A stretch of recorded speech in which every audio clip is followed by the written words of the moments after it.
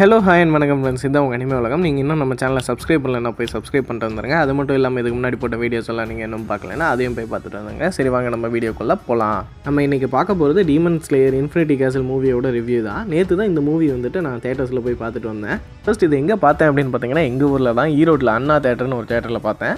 பற்றியெல்லாம் பின்னாடி பேசுறதுக்கு முன்னாடி ஒரு சின்ன ஒன்லைனில் ரிவ்யூ சொல்லணும் அப்படின்னு பார்த்தீங்கன்னா, சும்மா பங்கமாக தெரியா இருந்துச்சு. நீங்கள் இந்த மூவி பார்க்கணுமா வேணாமா அப்படின்னு ஒரு சின்ன கன்ஃபியூஷனில் இருந்தீங்க அப்படின்னா அந்த கன்ஃபியூஷனே வேணாம், போய் பார்த்துருங்க. சரி, இந்த மூவி நான் பார்க்கணுன்னு முடிவு பண்ணிட்டேன். ஆனால் இதை பார்க்குறதுக்கு முன்னாடி நான் ஏதாச்சும் பார்த்துருக்கணுமா அப்படின்னு கேட்டிங்கன்னா, நீங்கள் டீமன் ஸ்லேயர் ஃபேனாக இருந்தீங்கனாலே கண்டிப்பாக அந்த 4 சீசன் ஒரு மூவி பார்த்துருப்பீங்க. இப்படியும் அந்த 4th சீசன் ஹஷிரா ட்ரைனிங் ஆர்க்கோட எக்ஸாக்ட் கண்டினியூட்டி தான் இது. இன்ஃபேக்ட் சொல்ல போனோம்னா அந்த ஹஷிரா ட்ரைனிங் ஆர்க்கே வந்துட்டு இந்த இன்ஃபினிட்டி கேசல் மூவிக்கு ஒரு செட்டப் மாதிரி தான் கீழே இருக்கும். அண்ட் அவங்களும் அதுக்கோசரம் தான் பண்ணியிருந்தாங்க. அண்ட் சில ஹேண்ட்ஃபுல்லான டெவலப்மெண்ட்ஸ் உங்களுக்கு பார்க்கணும் அப்படின்னு பார்த்தீங்கன்னா, நம்ம மெயின் கேரக்டர்ஸான டான்ஜிரோ, ஜெனிட்சு, இனோசுகே எல்லாரும் வந்துட்டு முன்ன மாதிரி கிடையாது. சீசன் 1 கம்பேர் பண்ணிங்கன்னா இப்போ வந்துட்டு ஹஷிரா ட்ரைனிங் ஆர்க்கு அப்புறம் இவங்க ரொம்பவே பவர்ஃபுல்லாக மாறி இருக்காங்க. இதுலேயும் பர்டிகுலராக டான்ஜிரோவும் ஜெனிட்சுவும் உங்களுக்கு வேறு ஷேட்லேயே தெரியுவாங்க. அண்ட் அதே மாதிரி ஹஷிராவோட லைனப் அப்படின்னு எடுத்துக்கிட்டிங்க அப்படின்னா, ஹஷிராஸும் ரொம்ப ட்ரைனிங் எடுத்து செம்ம பவர்ஃபுல்லாக மாறி இருக்காங்க. அதுலேயும் நோட்டபுளாக சொல்லணும் அப்படின்னு பார்த்தீங்கன்னா, மிட்சுரியும் முயிஷிரோவும் அந்த சீசன் 3ல டீமன் ஸ்லேயர் மார்க் கிடச்சி இன்னும் பவர் டப்பாக இருக்காங்க.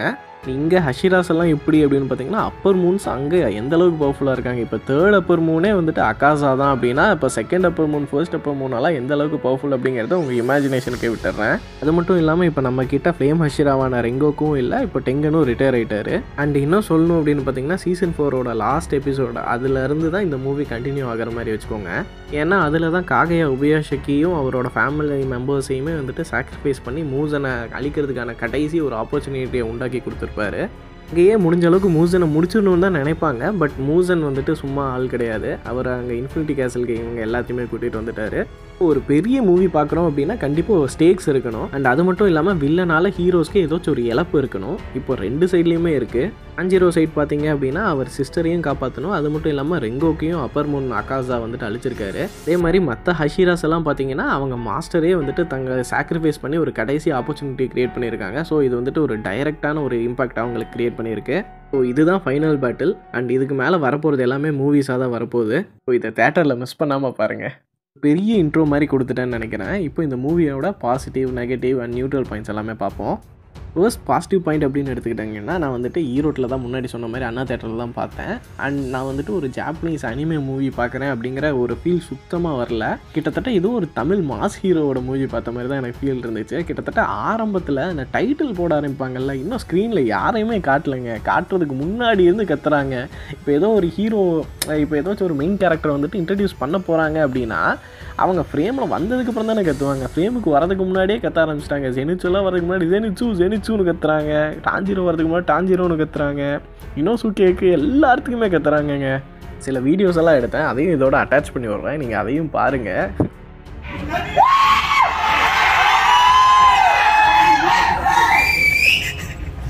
யாரோ வந்ததுக்கப்புறம் கத்துறா பரவாயில்லையே, பாருங்க.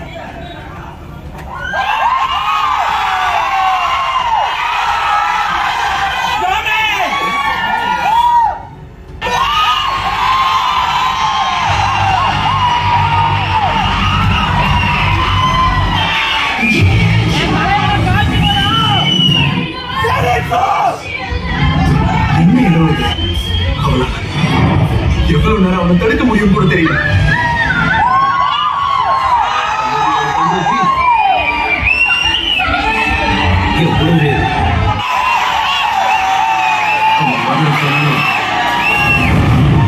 விட மாட்டேன், நான் அவனுக்கு திருப்பி கொடுப்பேன். ஸோ இந்த வைபுக்கோசரமே நீங்கள் பார்க்கலாம். அண்ட் அது மட்டும் இல்லாமல் நான் இதை தமிழில் தான் ட்ரை பண்ணி பார்த்தேன். ஸோ தமிழில் பார்த்தா தான் தமிழ் எந்த அளவுக்கு பண்ணியிருக்காங்க அப்படின்னு சொல்கிறதுக்கோசரம் உங்களுக்கும் ஒரு ரிவ்யூ கொடுக்கறதுக்கு நல்லா இருக்குமேன்னு பார்த்தேன். தமிழ் டப்பிங்குமே சூப்பராக பண்ணியிருந்தாங்க, அதை குறை சொல்லவே முடியாது. அதுலேயுமே வந்துட்டு சில கேரக்டர்ஸ் வந்துட்டு ரொம்பவே ஸ்கோர் பண்ணியிருந்தாங்க. ஃபார் எக்ஸாம்பிள் டான்ஜிரோ அண்ட் அகாசா தான் எனக்கு ரொம்ப வந்துட்டு ஒரு மிகப்பெரிய இம்பாக்ட் கொடுத்தவங்க. அதுலேயும் அகாசா வேற மாதிரி ஸ்கோர் பண்ணிட்டாரு. அவர் அகாசாவை டப் பண்ணவர் வந்துட்டு ரகுவரன் தான். அந்த நம்ம சின்ன வயசில் பென்டென் எல்லாம் பார்த்துருப்போம்ல, அவருக்கு டப் பண்ண அதே வாய்ஸ் ஆர்டிஸ்ட் தான். ஸோ ரொம்ப குழம்பாதீங்க. நீங்கள் தமிழில் பார்க்கணுன்னு நினச்சா தமிழில் பாருங்கள். இப்போ இல்லை ஜாப்பனீஸில் பார்க்கணுன்னு நினச்சாலும் ஜாப்பனீஸில் பாருங்கள், உங்கள் இஷ்டம் தான். ரொம்ப சொதப்பி வச்சாங்க அப்படிங்கிற மாதிரியெல்லாம் எதுவும் கிடையாது. எல்லாமே சூப்பராக பண்ணியிருந்தாங்க. அண்ட் அனிமேஷன் அஃபோர்டபுள் ஸ்டுடியோஸ் கிட்ட அனிமேஷன் பற்றி நம்ம ஏதாச்சும் பேச முடியுமா? சும்மா தரமாக செதுக்கி வச்சுருந்தாங்கங்க. அதுலேயும் இந்த இன்ஃபினிட்டி கேசல் வந்துட்டு ஒரு எப்படி சொல்கிறது, அதுவும் வந்துட்டு ஒரு மூவிங் செட் பீஸ் மாதிரியே தான் தெரிஞ்சிச்சு. அதுவும் வந்துட்டு உயிருள்ள ஒரு கேசல் மாதிரியே தான் தெரிஞ்சிச்சு. அதுவும் நகர்ந்துக்கிட்டே இருக்கிறது அப்படியே நம்ம ஆடியன்ஸுக்கு வந்துட்டு ஒரு லைவ்லியான ஒரு ஃபீலிங், அதுவும் வந்துட்டு ஒரு பர்சன் மாதிரியே நம்ம கூட கனெக்ட் ஆச்சு.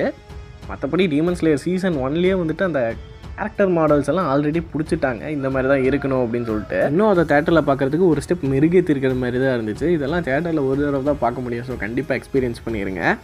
நிறைய அனிமேவோட மாங்காலாம் படிச்சிருக்கேங்க, ஆனால் டீமன் ஸ்லேயர் பக்கம் ஏனோ எனக்கு போகவே தோணலை. ஸோ இது எல்லாமே எனக்கு ஃப்ரெஷ்ஷாக தான் இருந்துச்சு. ஃப்ரெஷ்ஷாக இருந்ததுனாலையோ என்னமோ நான் ரொம்பவே என்ஜாய் பண்ணேன்.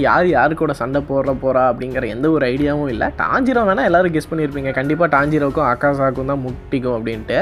மற்றவங்கெல்லாம் எனக்கு ஒரு ஃப்ரெஷ் டேக்காக தான் இருந்துச்சு. அண்ட் என்ன பேட்டில் அவுட்கம் எப்படி இருக்க போகுது அப்படிங்கிறதும் எனக்கு ஒரு ஃப்ரெஷ் அவுட்கமாக தான் இருந்துச்சு. ஃபைட்ஸ் டாப் மேட்ச், அதை பற்றி சொல்லவே வேணாம். நான் என்ன நினச்சேன்னா ஃபைட்ஸ் தான் வந்துட்டு ரொம்ப ஓவர்வெல்மிங்காக இருக்கும்னு நினச்சேன். பட் ஸ்டோரியும் ரொம்ப ஓவர்வெல்மிங்காக இருந்துச்சு.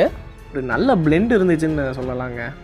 இதுலேயும் அந்த இன்டென்ஸ் ஆக்ஷன்ஸ் பிட்வீன் அப்பர் ரேங்க்குக்கும் நம்ம ஹஷிராஸ் அண்ட் எம்சிஸ்க்கும் நடுவில் நடந்தது எல்லாமே வந்துட்டு தரமாக இருந்துச்சு. யார் கூட நடந்துச்சு அப்படிங்கிறத நான் ரிவீல் பண்ண விரும்பலை, அதை நீங்களாகவே பார்த்து தெரிஞ்சுக்கோங்க. பட் அந்த 3 ஃபைட்ஸ் வந்துட்டு ரொம்பவே ஸ்பெக்டாகுலராக இருந்துச்சு அப்படிங்கிறது தான் உண்மை. முன்னாடி சொன்ன மாதிரி எமோஷனல் டெப்த் அப்படிங்கிறது எல்லா கேரக்டருக்குமே ரொம்பவே கொடுத்துருந்தாங்க. நோட்டபுளாக 3 ஃபைட்ஸ் இருக்குன்னு சொன்னல, அந்த 3 ஃபைட்ஸ்லையுமே எல்லாத்துக்குமே பேக் ஸ்டோரியும் கொடுத்துருந்தாங்க. அதுவும் ஏனா தோனோ எனக்கு சும்மா கொடுக்கணுமேன்னு கொடுக்காம எல்லாத்துக்குமே வந்துட்டு கிரிப்பிங்காக இருந்துச்சு ஸ்டோரிஸு. அதனால் அந்த கேரக்டர்ஸ் கூட நம்ம ஈஸியாக கனெக்டும் ஆக முடிஞ்சிச்சு. சவுண்டும் வந்துட்டு ரொம்பவே வந்துட்டு ஈக்குவலாக வந்துட்டு கான்ட்ரிபியூட் பண்ணிச்சு அந்த மூவிக்கும். இதெல்லாம் ரொம்பவே பாசிட்டிவான பாயிண்ட்ஸ். இதில் நியூட்ரலாக நான் கன்சிடர் பண்ணது என்ன அப்படின்னு பார்த்தீங்கன்னா, இப்போது வந்துட்டு நான் கூட்டிகிட்டு போனது யார் அப்படின்னு பார்த்தீங்கன்னா 2 நான் அனிமே ஃப்ரெண்ட்ஸ் தான். நான் அனிமே ஃப்ரெண்ட்ஸ்னால் 2 பேரும் அனிமே பார்த்துருக்காங்க, பட் டீமன் ஸ்லேயர் தொட்டதே கிடையாது. இது வந்துட்டு அவங்களுக்கு கம்ப்ளீட்லி நியூ. போகிறதுக்கு முன்னாடி இதுதான் அப்படின்னு சொல்லிட்டு ஒரு இன்ட்ரோ கொடுத்துட்டேன்.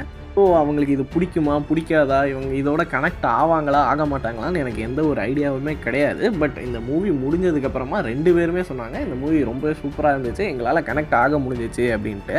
இப்போ நியூட்ரல் என்ன அப்படின்னு பார்த்தீங்கன்னா, இப்போ உங்ககிட்ட யாராச்சும் பக்கத்தில் யாரையாச்சும் கூட்டிகிட்டு போகணுன்னு நினச்சிங்க அப்படின்னா அவங்கக்கிட்ட சும்மா ஓவராலாக எக்ஸ்பிளைன் பண்ணிடுங்க. இதுதான் வந்துட்டு இதுதான் ஒரு கவர் அண்ட் இதுதான் நடக்க போகுது, இதுதான் இங்கே இப்போ வந்துட்டு ஃபைட்ஸ் அண்ட் எமோஷன்ஸ் எல்லாம் இருக்க போகுது அப்படின்ட்டு ஒரு வேகாக சொல்லிடுங்க. சொல்லிவிட்டு கூட்டிகிட்டு போனீங்கன்னா அவங்களும் நல்லா என்ஜாய் பண்ணுவாங்க. இன்னொரு நியூட்ரல் பாயிண்ட்டாக நான் கன்சிடர் பண்ணுறது எப்படின்னு பார்த்தீங்கன்னா, ஓவர் ஸ்டஃப்டாக இருந்துச்சு. இல்லை மூவிஸ்லலாம் கண்டென்ட்டே இருக்காது, போட்டு இழுன்னு இழுப்பாங்க. பட் இந்த மூவியில் ஃபுல்லாக கண்டென்ட் இருந்துச்சு. பட் அதை ரொம்பவே அதிகமாக கொடுத்துட்டாங்களோ அப்படின்னு தோண வச்சுச்சு. என்னதான் கண்டென்ட் இருந்தது ஒரு பாசிட்டிவ் பாயிண்ட்டாக இருந்தாலும் அது ஓவராக இருக்கும் அப்படிங்கிறதுனால இதை நான் நியூட்ரல் பாயிண்ட்டில் வைக்கிறேன். எல்லாத்துக்குமே இது நியூட்ரல் பாயிண்ட்டில் இருக்குமா அப்படின்னு தெரியல. இது பேஸ்டான அவங்க ப்ரிஃபரன்ஸஸ், ஸோ இதை நியூட்ரல் பாயிண்ட்டில் வைக்கிறேன். அடுத்து ஃபைனலாக நெகட்டிவ் பாயிண்ட்ஸ் அப்படின்னு வந்தால் ஃபர்ஸ்ட்டாக நிற்கிறது இந்த மூவியோட லென்த்து தாங்க. ரொம்பவே பெருசாக இருந்துச்சு. கடைசியில் எப்படா முடியும் அப்படிங்கிற மாதிரி நிறைய பேருக்கு ஃபீல் ஆக வச்சிச்சு. இது வந்துட்டு என்னோடய ஒப்பீனியன் மட்டும் கிடையாது, நான் தியேட்டர்லேயே வந்து சொன்னதை ஃபீல் பண்ணேன். டே இன்னும் போயிட்டே இருக்காடா அப்படிங்கிற மாதிரி. கொஞ்சம் பேசிங்க கரெக்ட் பண்ணியிருக்கலாமோ அப்படிங்கிறது தோணுச்சு. அதே மாதிரி இன்னொரு நெகட்டிவ் பாயிண்ட் அப்படின்னு எடுத்துக்கிட்டிங்கன்னா சொல்லியே ஆகணும், அது வந்துட்டு இந்த ஃப்ளாஷ்பேக்ஸ் தாங்க. திடீர்னுட்டு ஒரு ஃபைட் போயிட்டுருக்கும், திடீர்னு ஒரு நடுவில் ஒரு ஃப்ளாஷ்பேக். இப்போ ஃப்ளாஷ்பேக் அப்படின்னா ஒரு டக்குன்னு வந்துட்டு ஒரு சின்ன ஃப்ளாஷ்பேக்காக இல்லாமல் அந்த ஃப்ளாஷ்பேக்கே ரொம்ப பெருசாக ஓட விட்றது வந்துட்டு நமக்கு அந்த ஃபைட்டோட திடீர்னு கட் ஆஃப் பண்ணி விட்ற மாதிரி இருக்குது. இதுவும் நான் மட்டும் ஃபீல் பண்ணல, திரும்ப இன்னொரு ஃப்ளாஷ்பேக்கேடா அப்படின்னு பின்னாடியெல்லாம் சொன்னாங்க. அதெல்லாம் எனக்கு கேட்டுச்சு. ஸோ அதையும் தான் இது வந்துட்டு ஆடியன்ஸ் பெர்ஸ்பெக்டிவாகவே இன்க்ளூட் பண்ணுறேன்.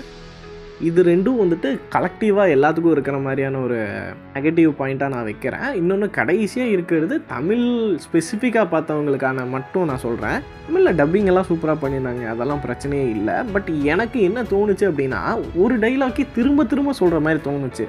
இது வந்துட்டு ஜாப்பனீஸில் பார்த்தா அப்படி கண்டிப்பாக இருக்காதுன்னு நினைக்கிறேன். பட் தமிழில் சொல்கிறது கிட்டத்தட்ட ஒரே மீனிங்கை திரும்ப அவங்க ஒரே மாதிரி ரிப்பீட் பண்ணுற மாதிரி இருந்துச்சு. அது எனக்கு மட்டும்தான் இருந்துச்சா இல்லை உங்களுக்கும் அப்படி இருந்துச்சான்னு எனக்கு தெரியல. அதை தமிழில் பார்த்தவங்க யாராச்சும் இருந்தீங்க அப்படின்னா அதை கமெண்ட் பண்ணுங்கள். பட் அது ஸ்டாண்ட் அவுட்டாக எனக்கு ஃபீல் ஆச்சுங்க. அண்ட் அந்த காக்கா சவுண்டு கொஞ்சம் கம்மி பண்ணியிருக்கலாம், தமிழ் டப்பிங்கில் பார்த்தவங்களுக்கு கொஞ்சம் புரியும். அவ்வளோதாங்க. இது வந்துட்டு சும்மா நிட்பிக்கிங்ஸ் தான். இந்த நெகட்டிவ் பாயிண்ட்ஸ் எல்லாம் எல்லாத்துக்குமே இருக்குமா அப்படின்னு எனக்கு தெரியலை. பட் கலெக்டிவாக சொல்ல போனால் one of the best movie. இதே மாதிரி இன்னொருத்தனை கூட்டிகிட்டு போனேன்னு சொன்னல, அவனை வந்துட்டு ஹைக்யூ மூவிக்கும் நான் கூட்டிகிட்டு போயிருந்தேன். ஹைக்யூ பிடிச்சிருந்துச்சா இல்லை டீமன் ஸ்லேயர் பிடிச்சிருந்துச்சான்னு கேட்டதுக்கு டீமன் ஸ்லேயர்னு சொன்னால் நானே ஷாக் ஆகிட்டேன். But one of the worthy movie. கண்டிப்பாக நீங்கள் தியேட்டரில் பார்த்து எக்ஸ்பீரியன்ஸ் பண்ணுங்கள். இந்த மூவியில் இருக்கிறதுலே அதிகமாக ஸ்கோர் பண்ணது அப்படின்னு பார்த்தீங்கன்னா எனக்கு அகாசா தாங்க. செகண்ட் ஹாஃபில் வந்தாலும் அதுக்கப்புறமா சும்மா தெறிக்க விட்டுட்டாரு. Followed by Tanjiro, Q, ஜெனிட்சு, Shinobu இவங்கெல்லாம் தான் இந்த மூவிக்கு மெயின் அப்படின்னு எனக்கு தெரியும். பட் சர்ப்ரைஸாக நிறைய பேர்த்துக்கு பிடிச்சிருக்கிறது டோமா, அதான் அப்பர் ரேங்க்கில் செகண்ட் லெவலில் இருக்கிற அந்த டீமனை சொல்கிறேன். அவரை நிறைய பேர்த்துக்கு பிடிச்சிருக்கலாம். எப்போ மூவி பார்த்துட்டு வெளியில் வந்தானோ அப்போ இருந்து பார்த்தா எல்லா பக்கமும் அகாசாவை தான் சுற்றிக்கிட்டே இருக்காரு. மீமு எல்லாமே வந்துக்கிட்டே இருக்குது. ஸோ பாருங்கள், என்ஜாய் பண்ணுவீங்க. இந்த ரிவ்யூ எப்படி இருந்துச்சு, இந்த மூவிக்கு உங்களோட ரேட்டிங்ஸ் கொடுப்பீங்க அப்படின்னா எவ்வளோ ரேட்டிங் கொடுப்பீங்க அப்படிங்கிறத எல்லாத்தையுமே கமெண்ட் பண்ணுங்கள். அவ்வளோதாங்க, இந்த வீடியோ உங்களுக்கு பிடிச்சிருக்கும்னு நினைக்கிறேன். பிடிச்சிருந்தா மறக்காமல் லைக், ஷேர், கமெண்ட், சப்ஸ்கிரைப் எல்லாமே பண்ணுங்கள். நெக்ஸ்ட்டு ஒரு தரமான ஒரு வீடியோவில் உங்கள் எல்லாத்தையும் சந்திக்கிற வரைக்கும் பாய்.